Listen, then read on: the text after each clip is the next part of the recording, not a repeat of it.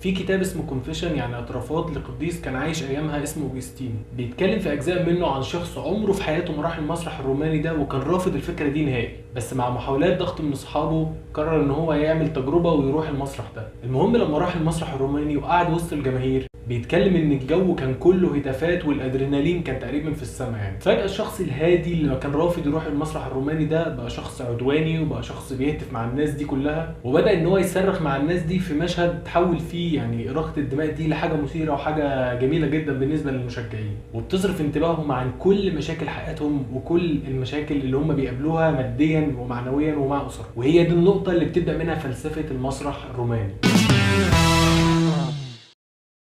المسرح ده حل واحدة من أكبر المشاكل السياسية اللي ممكن تكون قابلتها الإمبراطورية الرومانية على مدار تاريخها. المشكلة دي هو إن أنت إزاي تتحكم في مليون شخص كلهم جعانين وغضبانين وعاطلين عن العمل، وتسيطر على المجموعة دي كلها بحيث إن مفيش أي حد فيهم يعمل أي مشكلة تضر بالإمبراطورية الرومانية. في الوقت ده الإمبراطورية الرومانية كان فيها حوالي من 25 ل 40% من السكان الذكور عاطلين عن العمل وما عندهمش وظيفة ثابتة وعايشين على قصائم الطعام. هنرجع شوية ورا من 2000 سنة لما الرومان قرروا ان هم يعملوا مبنى هندسي معماري يعبر عن تراثهم وعن هويتهم، ولازم المبنى ده فكرته دايما تكون موجودة وبيعبر عنهم، وهو الحاجة الوحيدة اللي دايما الناس تفضل فاكراهم فيها. اي حد بيجي في دماغه الامبراطورية الرومانية غالبا بيجي في دماغه المباني اللي هي الشاهقة دي والعالية والمسرح الروماني والحاجات دي. عشان نفهم كويس ليه روما فضلت مستمرة في الحكم بتاعها ده سنين كتير جدا بل قرون كمان، بس ليه انهارت فجأة في النهاية. لازم نفهم ساعتها اكبر آلة تحكم في العقول هم عملوها وهم بنوها. لازم نفهم الآلة اللي هي يعتبر اكبر آلة بروباجندا اخترعها الرومان.